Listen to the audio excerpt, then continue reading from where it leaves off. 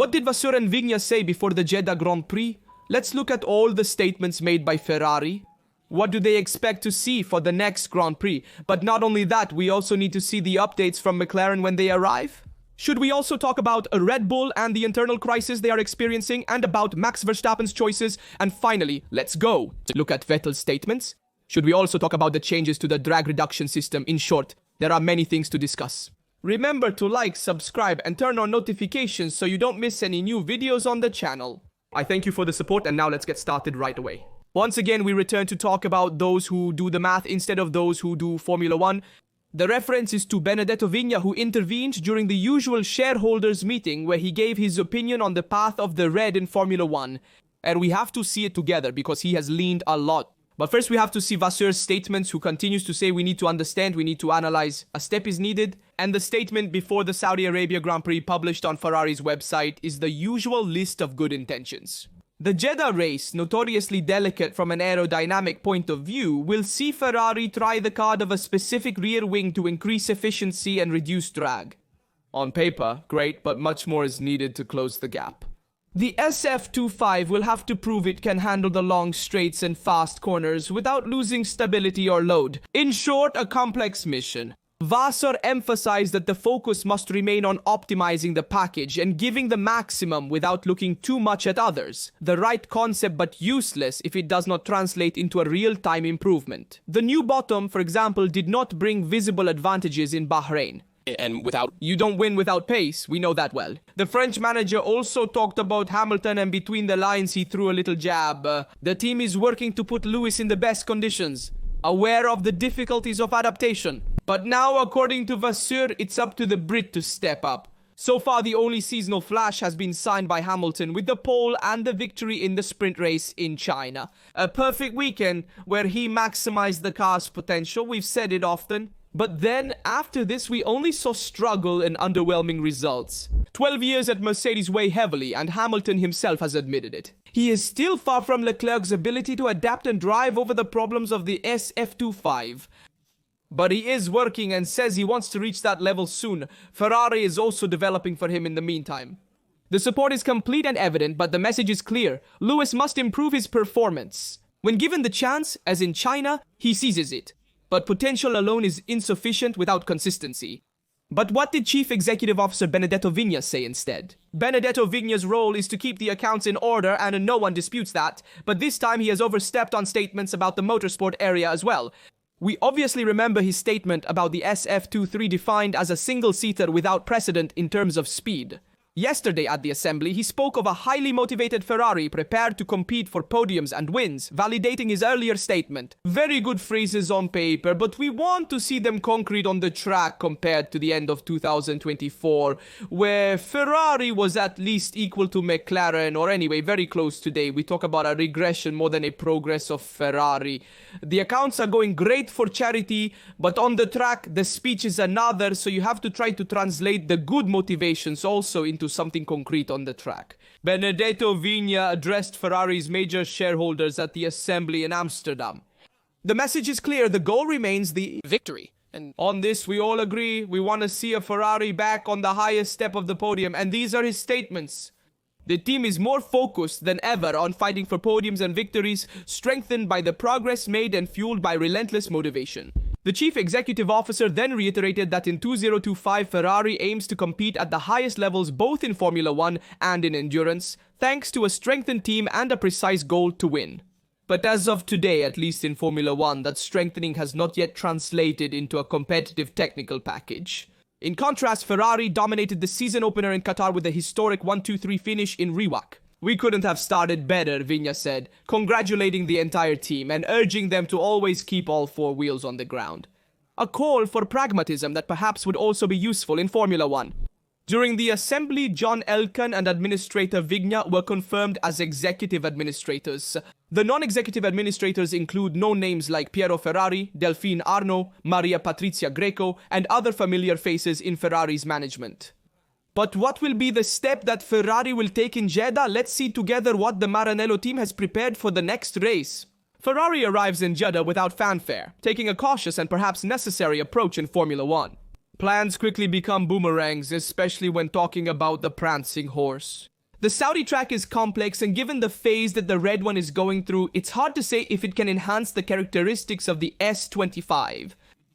It would appear so on paper, considering strengths in aerodynamic efficiency and a very solid front axle, but as always, it's better to let the track do the talking. In Bahrain, the situation remains the same, with Leclerc in 4th and Hamilton trailing closely behind, mirroring the results from Suzuka. At first glance, Ferrari's second stint seemed competitive, but the tyre compound advantage should be taken into account. When it faded, reality resurfaced. McLaren and Russell, who were on soft tyres, were unreachable for Leclerc. And yes, Hamilton did overtake a struggling Mercedes and Red Bull, but we're talking about Antonelli out of the point zone and a Verstappen penalized by degradation issues.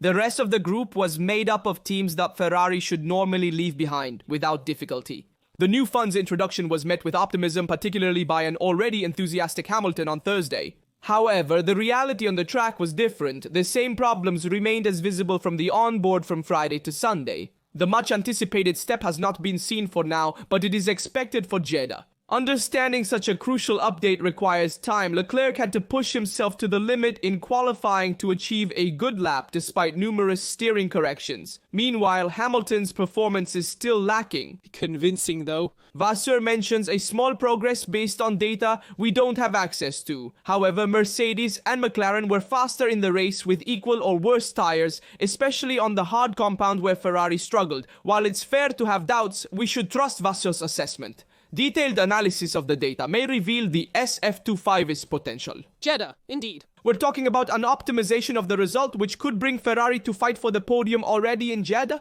It's important to focus on oneself, squeeze the single-seater, and these are mantras shared by all of these.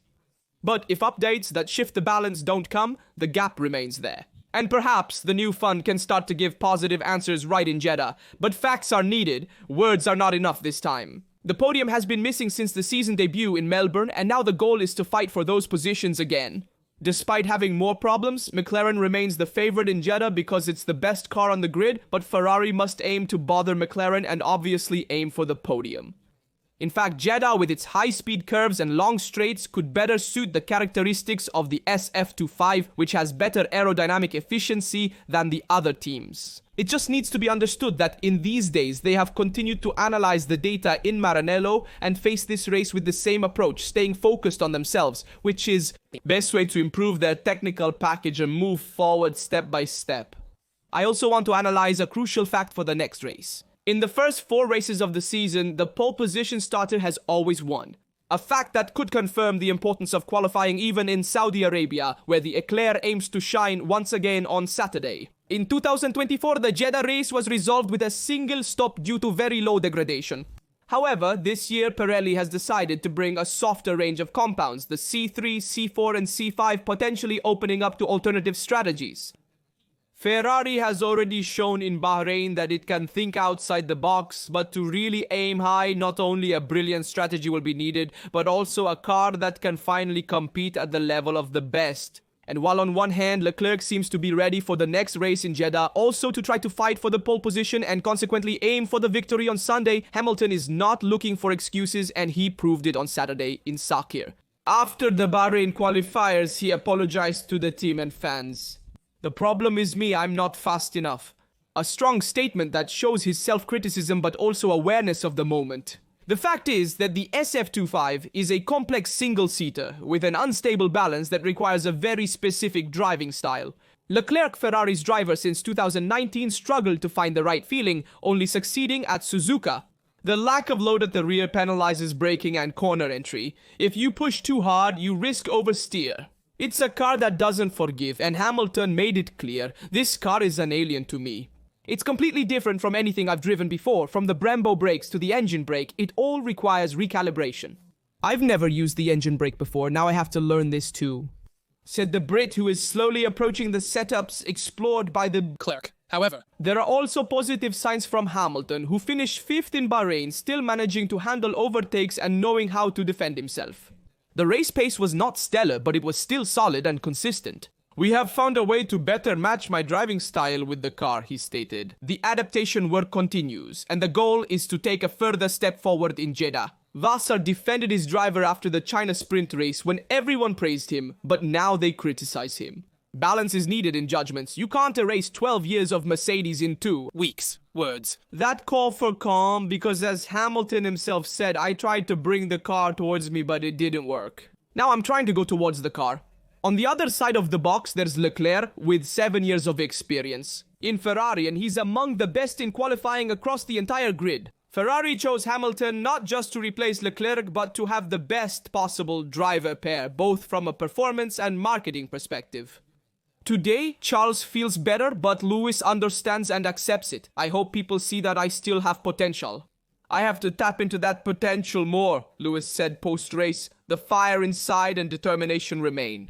The signs are starting to show, and the Barina represented a mental turning point. Not so much for Hamilton's result, but for his awareness that he has a clear direction. The focus now shifts back to the track in Jeddah, where the climate will be similar to Bahrain. Even in Jeddah, at the Saudi Arabian Grand Prix, the race will take place in warm, stable weather. According to the weather forecast, no rain is expected throughout the weekend and temperatures will fluctuate around 30 degrees. The scheduled sessions will therefore take place with constant weather, without unexpected events or surprises that could shuffle the cards. A variable. Less to manage for the teams who can focus exclusively on setup, tire strategy, and race pace management. We know that there isn't high tire wear. In fact, the wear is very low and graining will be the main problem, especially on the front tires. But how will Ferrari's opponents show up in Jeddah, and how will Red Bull show up? The Saudi city circuit, among the fastest in the world, rewards aerodynamic efficiency and the load generated from the bottom. And in this, Red Bull maintains a design advantage. The philosophy of the RB21 continues to focus on an extremely high-performing bottom, designed for the fast curves of tracks like this one. Unlike Bahrain, where the car suffered a softer setup, in Jeddah it will be possible to return to stiffer configurations, exactly what enhances the mechanics of the single-seater, an ideal condition to mask some of the structural weaknesses that emerged in the early races. The real Achilles heel remains the management of the tires. In Bahrain, excessive tire degradation penalized Verstappen and Tsunoda, particularly in the latter part of their stints. However, Jeddah has less abrasive asphalt and the race is at night, 2 factors that should facilitate the control of the thermal window. Compared to McLaren, Red Bull has shown a greater ability to activate the front tires, an advantage that could make the difference both on the dry lap and in the initial phase of the race. But that's not enough. Structural solutions are needed to avoid the performance drops already seen. The most worrying problem is the wind tunnel data, which no longer matches the data collected on the track. Christian Horner revealed that the historic consistency between the simulator and reality has changed, an unprecedented event for the Milton Keynes team, which must now make amends. The update package scheduled for Imola could be delayed, because it is necessary to understand whether the development direction taken is the right one or if work is being done on the wrong basis. The first minor interventions arriving in Jeddah will concern thermal management and tire degradation, but they will only be an initial test. An emergency meeting was held in Bahrain between Christian Horner, Helmut Marko, Paul Monahan, and Pierre Wache. The topic was clear to define the priorities and save the season before it really gets complicated. Red Bull is not used to chasing, but this time it is called to prove it can react, and we'll see if it will already do so in Jeddah. A track that on paper should be favorable to the Milton Keynes team. But while on one hand technical solutions are being sought within Red Bull, Verstappen does not seem so convinced to fight for the title this year. And this is a huge alarm bell in the Red Bull house, not only for the 2025 season, but for the motivations of the 4-time world champion. The relationship between Verstappen and Red Bull could really be at the end. In fact, the victory in Japan was a flash of class from the Dutch driver, certainly not the sign of a dominant Red Bull. The masterpiece on Saturday saved today's standings from being much more bitter. With a victory, a second place, and a few other placements, Verstappen is still in the fight. But it's clear that the RB21 is no longer the car to beat, and Max knows it. He spoke openly in Bahrain, stating he's not running for the title this year, clear and direct. Always Red Bull appears more focused on concealing issues than resolving them. Verstappen even disliked some internal decisions, like the return of Tsunoda instead of Lawson. There are many tensions within the team that have been going on for a long time. And we also heard the words of Helmut Marko. We are not able to defend the title, and this is not good. If things don't change, we risk losing Max. And he added, technically we can't do much at the moment. We hope to bring updates when we return to Europe. But the concern is huge. In short, The situation at Red Bull is critical, with issues in developing the RB21 and the potential loss of four-time world champion Max Verstappen. Max is losing motivation to stay at Red Bull and is considering options like Mercedes and Aston Martin. But we need to talk about McLaren. When will they bring the updates? The main team, Andrea Stella, said, "We are about to pull the trigger in terms of delivery. In short, the new components are ready, but the introduction on the track might still require a few more races." So far, McLaren has often adopted a differentiated approach, bringing the updates first on one car, usually that of Lando Norris and subsequently that of his teammate. But 2025 is different, and Oscar Piastri is very close to Norris in the standings, and this makes the internal balance more delicate. If the update involves a wing or a non-structural part, it's easier to bring it for both cars. When it comes to deeper interventions, such as mechanical changes or under the bodywork, it becomes inevitable to stagger the introduction, explained Andrea Stella. And with two drivers so close in terms of performance, McLaren doesn't want to run the risk of altering internal balances. Stella knows it and openly admits it. If we continue to be this fast, it will be crucial to manage updates carefully so as not to create imbalances between our drivers. In summary, the new update package is there at McLaren, but it will be distributed logically based on the complexity of the interventions. No forcing, no race against time, but a planning calibrated on technical continuity and internal equity. And Vettel defended Lando Norris and said talking about one's own limits is not weakness but courage. Despite Norris having a 3-point lead over his teammate, thus a very similar level between the two, despite the greater experience of the English driver, Vettel defends Norris despite the mistakes made especially in the last Grand Prix in Bahrain. "We saw him in qualifying ranking in 6th position with the best car, and Vettel stated we are normal people, with normal problems like everyone else. Heroism is fine, but part of heroism is also talking about one's own difficulties." Vettel has defined this attitude as a model of behavior. Perhaps some will criticize him, but in the grand scheme of things, it's just progress. It's a significant step forward for the sport and for the people who live it. And it's appropriate to openly discuss issues, particularly when it involves a driver like Lando Norris, whose background and current vulnerabilities we've addressed. However, it is also true that on the other hand, you're facing drivers who are mentally stronger than you, like Max Verstappen or even Oscar Piastri at this moment. And there are no excuses that hold. You have to take your responsibilities, but that's not enough. You also have to try to improve and not make these mistakes on the track because you have the best car and excuses are not allowed. So I agree with Vettel on the fact of talking about problems openly, but you also need to know how to react, and on this, Lando seems to lack something even compared to his opponents. The very last topic we need to discuss is the possibility of making the drag reduction system automatic. Jack Doohan's accident in the Suzuka free practice has brought up a topic that has been under the radar for years: the future of drag reduction system and the possibility of automating its management. The mistake of the Australian driver who forgot to close the movable wing in turn 1 has sparked a series of reflections on the load of manual operations required today at the wheel. With the arrival of active aerodynamics in 2026, which can also be activated more than 150 times per race, the idea is to bring an automatic management of the drag reduction system, but the drivers remain divided. Science is in favor because it says more safety is needed. We have too many curves where the driver has to manually close the drag reduction system. It's time to consider a system that automatically deactivates it 50, 109 yards, 3 feet, 3 inches before braking. Russell, on the other hand, is against it. It's part of our job. And he said Doohan's was a serious accident, but very rare. Closing the drag reduction system is part of our duties. We have an excess of automated systems. No more are needed, and Albon and Leclerc have said yes to more drag reduction system zones if automated. It would be nice to have more drag reduction system zones, but in certain points you need courage to use it. An automatic system would help, but a lot depends on the machine. I remember Ericsson in 2018 at Silverstone didn't close the drag reduction system in turn 1 and ended up in the wall. An automatic drag reduction system could work in 2 ways, either with a global positioning system, but not always reliable, especially in city circuits, or a photocell system with the activation of a sensor on the trackside. In 2026, active aerodynamics will be mandatory. Currently, the control unit manually closes the drag reduction system, and it's on both the front wing and the rear wing. In short, the Fédération Internationale de l'Automobile remains cautious, but there's this debate going on, which remains a divisive issue between safety and reliability. However, people still want drivers to have manual control to keep them at the center of the driving experience instead of fully automating everything. In short, it's a complex issue, but I'm curious, to know what you think about this topic, but above all, tell me your opinion on all the topics we have covered in the video. As always, I remind you to leave a like, to subscribe, activate notifications so you don't miss any video on the channel. We are ready for Jeddah. I leave you other related videos here from Rastaduto. See you in a next video.